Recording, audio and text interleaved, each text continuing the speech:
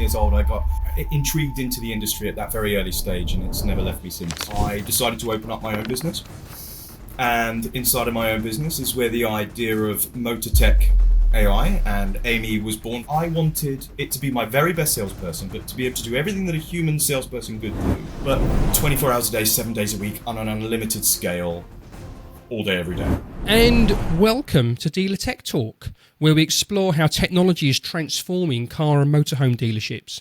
I'm Simon Verona, your host. This podcast is sponsored by DMS Navigator, the dealer management system to help you be more profitable, more efficient, and deliver better customer service, and by My Auto Companion, increasing customer retention by keeping buyers connected in the dealership app. Today, I am delighted to be joined by Gerard Thatcher of MotorTech.ai. Welcome, Gerard. Hi, nice to see you. Hi. Thank you. I think for those people who don't know you, and I guess a lot of my audience will be in that, tell me a little about your background and how you started. I know you have a motor trade background, so tell me a little bit about your journey into the motor trade. Yeah, so 30 years in the automotive industry. Started when I was 15, very young. My parents bought me my first car at the age of 15 for £50, and I flipped it for 450 6 weeks later, having done it up. And it was a Volkswagen Polo Mark 1. Anyway, I won't go into it. I was 15 years old. I got, intrigued into the industry at that very early stage, and it's never left me since, sadly, for all of my sins. But always had interest in tech. Started building websites from the age of 16, 17, and then made my way into a franchise from the age of 18 and started building out websites for them and commercial products and solutions, digital products and solutions for them. And just worked my way through OEM, franchise, independent. About 10 years ago, I decided to open up my own business. And inside of my own business is where the idea of MotorTech.ai and Amy was born from, through those real deep-rooted pain points that we all face today in current, modern day dealership environments. Yeah. But always motor trade, always tech, and always trying to solve problems and make it a better place. That for me is the most important thing as a dealer and as someone who's been in the industry 30 years. Putting profit back into dealerships, making it a better place. Also important to note, my family was automotive as well. My dad, my grandfather before me were also automotive. So it's deep rooted in my history. So I have a passion to solve these problems, Anyway, I won't go on much. No, I think that's actually quite a very strong parallel with my own. I mean, my father ran car dealerships when I was a kid. My grandfather was a car salesman. So, yeah, and I was obviously I think I started a little bit before you, maybe, in the early sort of early 80s on a Sinclair ZX81. But maybe you beat me there. I think website was a future then, but I think I think it was quite interesting to see that. Yeah. You talked about Amy, and we've talked about MotorTech.ai, and obviously the clues in the name. We're talking about AI, and I think here we hear the word AI being bandied around quite a lot, and more recently we hear the word AI agent being moved around as if it's something different. For you, is there a difference? Is AI something? Is an AI agent something different? What does that mean to you? Agentic AI is specific.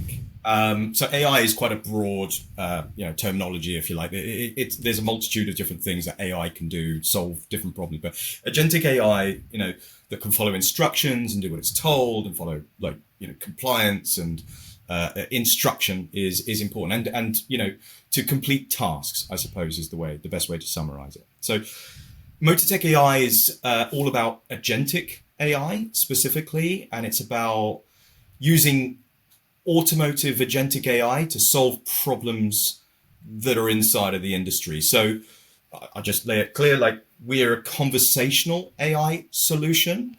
We don't offer imagery or, anything like that, or videos. That's a very different set of AI. We're very much down the conversational, generative, agentic solution. I hope that, Hope that helps. Yeah, I mean, for me, I think I, like most people, kind of sit here struggling with terminology, and a lot of people, just throw terminology out as if everybody understands it, and in some respects we all nod along like we do understand what people actually mean by that. But I mean, for me, right? It's all new. This is literally the last 2.5-3 years. Everything's been thrown at us, and people are all in catch-up mode. Yeah, I mean, I mean, for me, I think when I think about AI, I think for a lot of people as well, we think of things like ChatGPT, or we think about something that has a very, very, very focused task like image cleanup or putting an image background on, or something that's very, very task orientated. Whereas when I start thinking about agentic AI, and I think you've kind of hired on it, I think along the same ways that you do, we're thinking about generally a business process. Which is not a single task. It is a group of tasks that fall in a sequence like any other systems process, a human process would be, that gets you from A to Z. And I think, it uses AI to follow that process. And for me, I think that's very, I think that's where the differentiation lies. I suspect that they'll become blurred as this time goes by, as, normal AI gets better, as things like ChatGPT get better at doing things that are kind of joining bits onto each other and getting a task. But I think that's where they are today. I think, would you agree with that? Does that sound like a good summary? Yeah. I think that you're absolutely right. And the likes of GPT are, in Gemini and Claude and Grok, they're all getting really good. But they're broadly good. They're broadly good. And, you can almost say that they are as good as a university graduate at this stage. And that will continue to get better up to PhD level if it's not already, and then further. But I think the key here is about it being specific to any one single lane or industry or skill set. And it's almost like a toolbox full of hammers, isn't it? Exactly right. And I think what we'll end up with is, and again, I'm probably fast forwarding about 5 years here, but is a number of AIs that are particularly good at their own industry, right? And you'll have these general AIs like GPT, Claude, and Grok, as I mentioned, and probably they will be interconnected with these other very skilled, specific AIs like Amy. And, inside of those is where you will go and find a car, for example. And that will be, you won't even realize you'll be talking to ChatGPT, but actually you'll be integrated with Amy, and that experience will all be sort of intertwined. Like you can do that now with Booking.com. You can do it with Expedia. They're already integrated into GPT. And so you can go book your holiday through GPT, and you can do it through. And I want to see Amy being the same as, like, when you go and buy a car, you can do it through. And then any one of our dealerships or, agents that sits within our framework will also be delivered in that seamless experience. So you'll be surfaced inside of that, in that GPT style experience. But ultimately, I think specific to, industry specific.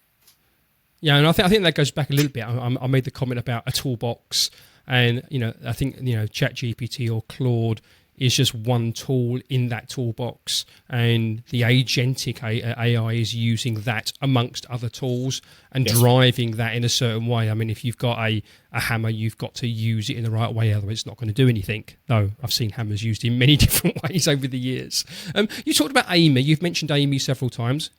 What is Amy? What does it actually do? Well, if a consumer was to go and come to a dealer, presumably virtually, and integrate with Amy, what would that experience feel like? What would Amy do?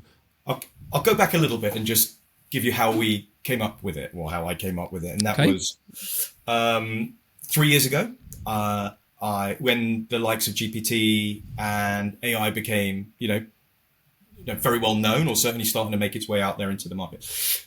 It was very obvious that these sort of conversational solutions were going to solve a lot of problems.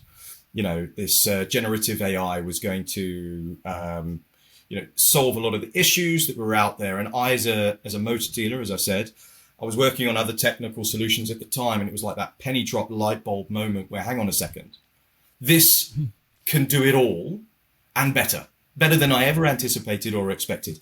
This needs to be a thing.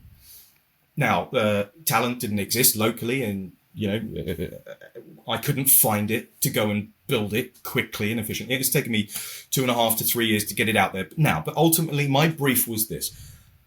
I want to create my very best salesperson, like literally AI me. And that's where the name came from. Very blunt, but like AI me. And so I wanted it to be my very best salesperson, but to be able to do everything that a human salesperson could do. But 24 hours a day, 7 days a week on an unlimited scale, all day, every day.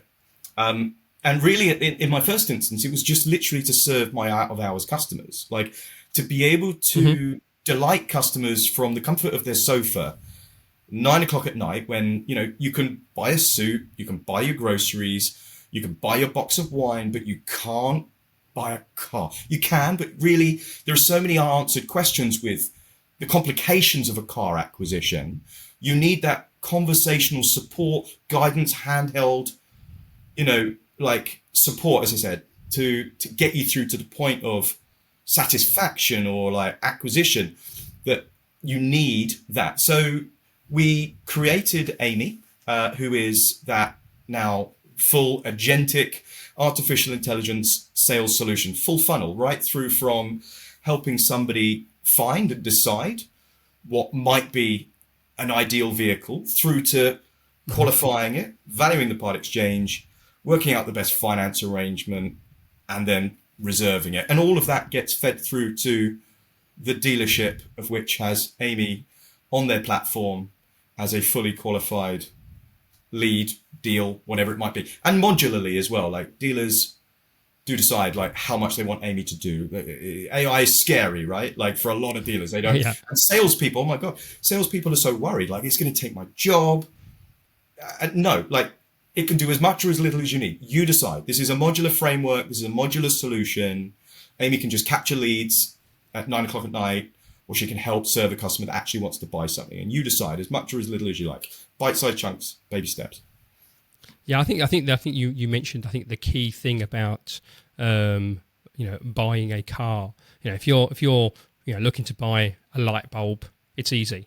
Search light bulb in Amazon, you'll get listed various light bulbs. You'll quickly look at the specs and go, I want that light bulb because it's got that fitting, it's got that brightness, click. But I think, and when you talk about a car, the actual process is so much more complex. Yeah. You know, you talk about, the car itself. Has it got leather seats? Will it fit my golf clubs in the back? Has it got a full service history? What's its mileage? Are there any chips in it? And then of course I've got my car. What's it worth? How do I value that? And people don't buy cars in pound notes now. They finance cars. What funding options there are? The journey is just so much more complicated than that. And you need that. Yeah, and previously that information has been inaccessible outside of hours, right?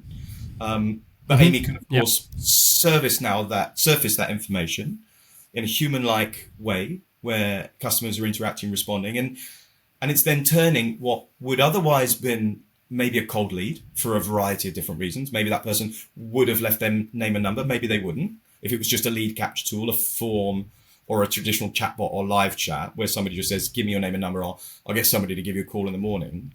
But she's now able to answer those questions, help that customer, nurture them.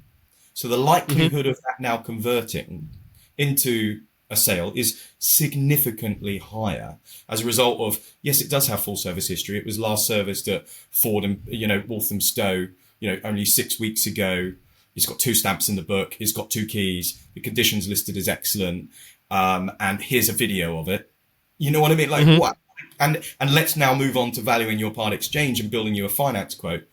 That's a considerably different experience to a user, to a customer from outside of ours, but anyway. Yeah. And I think in some respects, for many dealerships, that's the bit of the job that perhaps their sales execs struggle with. If you've got a customer that is very far down the sales funnel, they've picked the car they want and they're just doing the final kind of fine tuning on the sale. Sales execs are very, very good at that, but that's not how the buying journey works. The customers are much more disorganized. They might be asking random questions about the car. They might separately be asking random questions about their part exchange. They might be asking separately about finance, but there'll be individual interactions at different times. And you often hear sales guys a little bit frustrated by those sort of customers. I think when a sales exec comes to work in the mornings, he's always thinking about who's going to buy a car today. who is there, whereas a lot of those interactions that are coming in that sort of thing are people who are going to buy a car maybe next week or in 2 or 3 weeks' time. And for me, I think an AI agent is able to interact with those people and nurture them down to that point where nurture you go, is the word. I've got this car. Yeah, I've got this car. I've got this part exchange. I want it on that kind of finance deal. Now, Mr. Sales Exec, complete this deal with me. Take me through the final bits of the process. I think that's cool. Yeah, and just moving on to Okay. Sorry, I was only going to say, but it's about like making sure that like the right tools are doing the right things at the right time, right, and doing what they're best at. It's about strengths and weaknesses, and the human is absolutely the best person to get that deal over the line to satisfy. They're about to spend 15, 20, 30, 50,000 pounds, right? I don't think an AI is ready to do that yet, but a human most certainly is. So it's about like if the AI can nurture and guide that customer and qualify them and bring them into the dealership, the human is by far the best person. But what that means, therefore, is that the salespeople are better off now spending their time on those highly qualified leads and actually focusing their attention and customer service on the buyers rather than the tire kickers, where Amy is then nurturing the tire kickers and turning them into buyers. And then the salesperson. So it just applies the best outcome using the best skill set. Yeah, I mean, I think it's using AI where it's very, very good because it doesn't get bored, it doesn't get frustrated, it doesn't, God, what is this guy going to buy a car or not? But then the human can do the bit where the human personality and the human bit really does come to the fore, where I think AI, it may in some time in the future, but it certainly isn't there yet. AI doesn't necessarily have a fantastic personality today. Well, it can't do test drives, and it can't do a test drive yet. Though maybe if you plug it into a Tesla, though, who knows? Like, I'm not saying. Well, I always look to Tesla to see how the way the world could be, and I do note that Tesla, you can book a test drive on the app. Yep. And it will tell you where the car is, and you can use the app that you've already got on your phone to go and take your own test drive unaided. But I don't think most dealers or most cars are anywhere near that sort of technology yet. Tesla is giving us a window on where we may be in probably 5 or even 10 years' time for some cars. I mean, we're seeing people, other brands, only getting today where Tesla were 5, 6, 7 years ago, which is quite scary. Go back to the kind of, what you described, Amy. There are lots and lots of products coming to market that, claim to be AI-based chatbots and claim to deliver lots and lots of different benefits in there. And whilst I don't want to kind of go, what makes a good AI agent? What makes it? What is the difference between the good and the bad ones out there? It's a really good question. It's actually a difficult question to answer because there's a vast, difference between them. You have those that are what we would refer to as GPT wrappers, and they're just plugging ChatGPT into a database or a knowledge base with a single prompt, and they offer little to no value. They're at surface level, quite good, and I think something to be cautious about as a buyer or as a potential prospect of or adopter of AI is to watch out for those sort of things because they don't offer the skills, the compliance, the security, the data governance, the guardrails. I mean, some of us may or may not have heard of the word hallucination with AI, and this can happen a lot, right? It's my life. AI can go rogue, and it can just give you a completely false answer, and unless you interrogate it, it won't correct itself. And even when it does try to correct itself, it may correct itself on its last best answer, which was also wrong. And so therefore it can just go down a complete rabbit hole of hallucinations. And so you can't have that. And if we talk about AI agentic solutions, I would say, you need to really research to make sure that the credibility, security, compliance workflows are all in place to ensure that it's not going to go rogue. You're handling your customers, right? This is the important bit, whether it be for sales or after sales or re-engagement or, reviving old prospects, whatever it might be that you want to use an agentic solution for, like Amy, you need to make sure that not only is it going to talk to your customers in a human-like fashion and get it right every time, and that's important every time, but also it's going to not pass your data and your customers' data, and this is really important, somewhere where it shouldn't go, i.e. into open source, right? So in Amy, we can handle finance, we can handle reservations. So, and we're doing all of these things very safely, very securely. And this is where the majority of the 2.5 years of development have gone in, is that really tight security compliance and guardrail level that we've brought in. But look, ultimately, there's now a number of solutions out there, and they're all doing different things. But what would my advice be? Yeah, just do your checks. Make sure that it can do all of those things, but also is fit for purpose across the next 5 to 10 years. You're going to put something in your business that is going to be a conversational layer. That's where customers are interacting, right? You don't want that to be like an employee that you fire in 6 months and then you need to re-employ somebody else. Another one. And then they're going to take over, because you lose that trust and commitment. So I'd say this is a really, really, really important fundamental decision, to make a long-term decision on the right supplier based on, ensuring that all of those other factors that I mentioned earlier are at the forefront of consideration. Yeah, so I guess in some respects you got to know that they're not all the same. You got to understand, what do you want it to do today, but also, and I guess it's where do you think, where could that be in the future, and is that going to follow your journey in there? I mean, you mentioned finance. As soon as you mention finance, then compliance is a big question. Compliance in terms of process, compliance in terms of regulation. The SCA, it's got, just because you're using an AI chatbot doesn't excuse you from ticking those boxes. They're not just box ticking exercises. They are real concerns to do that.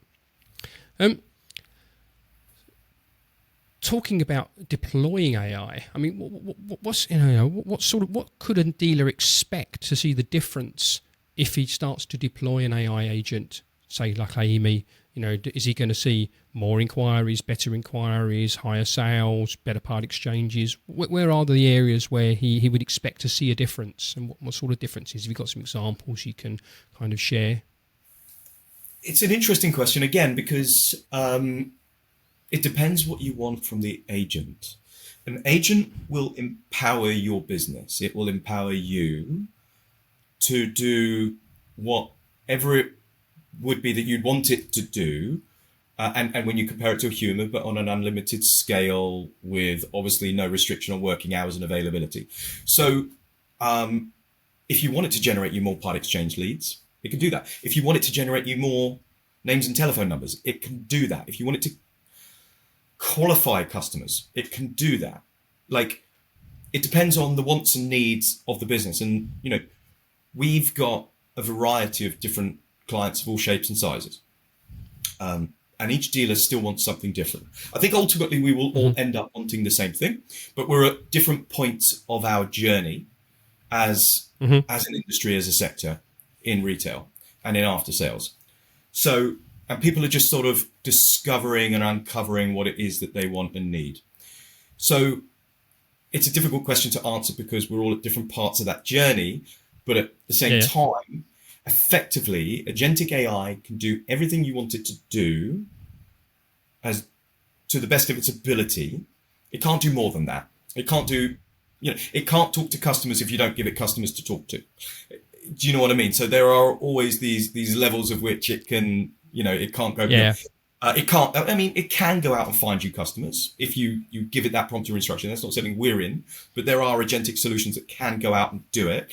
I would say, outreach, for outreach, and I think that's an interesting consideration.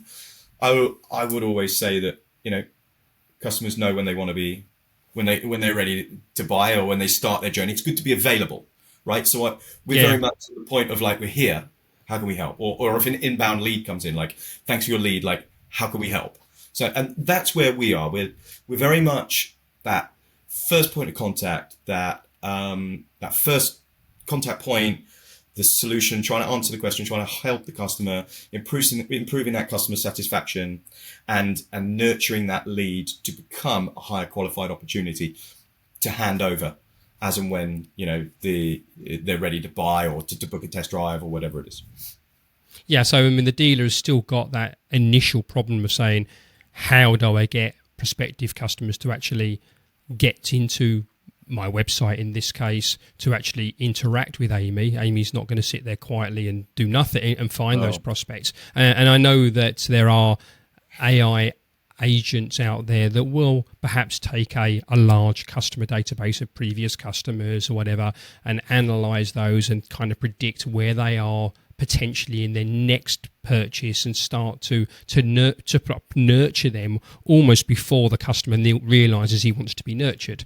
But that's a different aspect, isn't it? It is and it isn't. Like effectively, it's all in the brain and the capabilities of Amy anyway. So what we're launching at the beginning of next year is exactly what you just said: the ability to take bulk data, some old lapsed customers that haven't been spoken to in maybe 2 weeks, 6 weeks, a year, or 6 months, and you pop them into Amy, and Amy will do that relentless job that I know as a salesperson growing up in the early 2000s I was instructed to do by my dealer principal and sales manager. Here's a list of people to ring. Yeah, that's it. And it was the worst, most demoralizing thing, because it would be like a 1 in 100 opportunity or 1 in 50. But you know what? Amy will absolutely fly away through that, through WhatsApp, through SMS, through email, whatever the preferred contact method is. And she will then say, hey, I realize you got your 3-year-old car. Let's work out a valuation for you. Let's get that into part exchange. Let's try and understand your negative equity, and let's build a deal. So actually what comes out of that 2.5-year-old prospect that never went anywhere, that was uncontactable.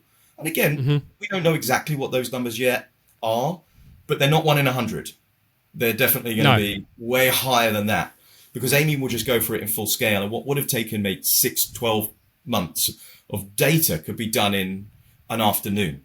And that's the incredible thing, because that means you can just engage and resurface and reprospect. Scale it. I mean, you can scale that very quickly. It's almost like having 100 sales execs sitting on the phones and ringing people all at the same time. And I think going back to your point about what do dealers perhaps see as an advantage. I mean, for me, I've always seen that, or thought certainly recently, that the key thing about having an AI agent right at the very, very top of that sales funnel, where people are doing their initial thing, is that the end result from a dealership perspective is your sales team, which is a real cost. Sales exec is not cheap. It spends more of their time dealing with more people who apparently seem to be more prepared to buy, because they've been nurtured in the background by the agent, the AI agent, to the point that they're warmed up more, so that you actually get more warm leads. You get less tire kickers, because of course the AI agent has kind of continues them, dealing with them higher up the funnel, so you don't really see them in the same way, which then means from a sales exec he gets a much higher conversion rate. You sell more cars because you can spend more time with that, and you can, because you've got that nurturing beforehand, you've got a little bit more ownership of that sale from a much earlier point. And I think the end result is then, of course, is more sales, more conversion, and ultimately then, of course, that is more profit. Yeah, that's it. I mean, I grew up in retail environments, both in franchise, OEM, and independent, as I said earlier. And I remember what it was like on a busy Saturday afternoon in a retail environment, right? And you were maybe even juggling customers, because at some points during the day, they'd all come in, right? You'd have 10 customers all in the space of like 20 minutes. And then the 5 sales execs would all be scrambling around trying to juggle these customers. And of course, you would have to focus your attention on who was the more likely to buy, right? That doesn't mean the person that was just there saying, hey, I'm here to look at a few, is not just as important as the person that wants to buy today. But Amy doesn't have that bias. Yeah, Amy will just care, say, does it? Yeah, absolutely. And when you come back to Amy 2 weeks later, 6 weeks later, 6 months later, she remembers who you are. She knows who you are. She remembers the valuation of your part exchange. She remembers the conversation you've spoken about.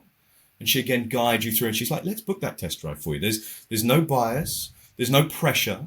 She'll just follow a simple process. and your process. And that's the important thing.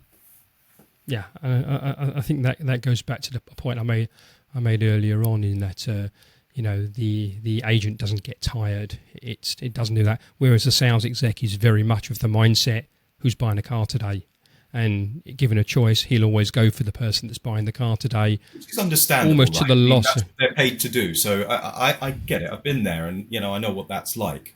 Exactly that. Yeah, they're not worried about who's going to be buying a car in 4 weeks' time. That's 4 weeks' time problem. Yeah. But the consumer doesn't work like that. He doesn't sort of say, I won't do anything, and in 4 weeks' time, I'm ready to buy it. I'll call this guy. He's going to do some research. He wants to know some information, but he's not ready to buy. So that's cool. Okay, that's cool. So I'm a dealer today.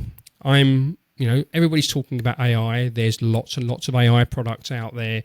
But I want to do something that I can kind of learn a little bit. And I think putting back to this nurturing process, a dealer, I think, needs to kind of nurture himself into what he can do with AI. So if you're a dealer today, what would you be recommending that somebody, a dealer principal or an owner of an independent, what are the first steps they can do? What could they actually do today, tomorrow, to think, what could AI do for me? Where do they start? I think that's really important. I think a slow and baby step adoption and approach is important, right? Don't go expecting AI to solve all your problems overnight, because you don't know what your problems are yet. Mm-hmm. You might think but actually they change as you start to get under the hood a little bit deeper. We start to discover how AI can support you. So the reason why, and this has been our evolution, this has been part of our journey anyway, the reason why we now offer Amy and our AI agentic solutions in a variety of different now modules, if you like, is because there's the bite-sized chunks. There's like, right, let's take Amy to sit on your website. Let's first of all start to get her to talk to a percentage of your customers that choose to use her through your website, right? Your website is your showroom, it's your shop front, it's the first point of contact for your clients and customers. But not everybody will choose to use a live chat solution or an AI chat solution. So maybe 1, 2, 3 or 4% will choose to do that. So it's not like you're putting all customers in front of AI. This is a small little step. So to give you an example, if you had, I don't know, a forecourt of 100 or 200 vehicles, you can expect Amy to talk to maybe 5, 6, 7, 8 customers a day, maybe a night. Depending if you want hours on and off. And out of that, she will probably book at least 50% of the conversations that she would have would turn into a qualified lead, which is incredible, because there will also be customers in there just saying, hey, is it available? And then we'll go, yeah, it is. And then they just drop off. Or what's the service history like? And you say it's part, and they say, sorry, I want full. And they drop off. But 50% of those will actually go, oh, that's great. Thanks very much. Let's go further down the process. The other point that I would say is that Amy is also modular. So those skills that I mentioned, helping people search for vehicles, valuing their part exchange, finance and reservation, these are all modular.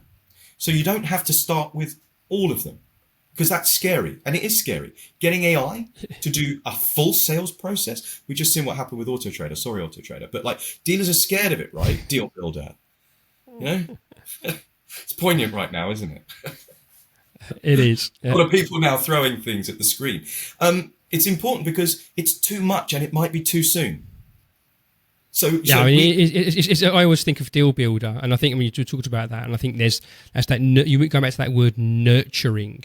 And Deal Builder and the whole where that's been done, and sorry, AutoTrader, and I know that they'll probably get it right. So it's almost like going on a blind date and asking the girl if she wants to sleep with you tonight straight away. It's too early in the process. Too soon, isn't it? But it feels like it's an inevitability, but it's just a very big step to get there. It's a little bold. Yeah. But look, so that's exactly why we took the approach of like, you can have this and then you can bolt that on. We'll let you figure it out for yourself. If you want a little bit more, we'll give you a little bit more. It's a completely modular solution. So get it to do as much or as little if you want. If you just want leads, name and telephone numbers, we'll do it all day, every day, better than anybody.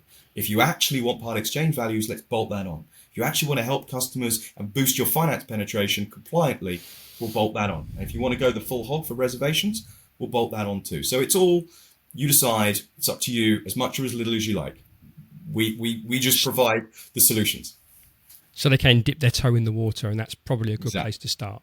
That's do exactly something. Do something, and you say that. Well, Gerard, it's been very enlightening. Thank you very much for joining me today, and thanks for listening to the Dealer Tech Talk podcast. Don't forget to subscribe on Spotify or Apple Podcasts or on YouTube. We provide a number of downloadable guides that align with our episodes, and they can be downloaded from www.dealertechtalk.uk/guides. And again, Dealer Tech Talk is sponsored by DMS Navigator and also by my Auto Companion. I'm Simon Verona. Join me next time as we tackle more ways of simplifying dealership processes using technology.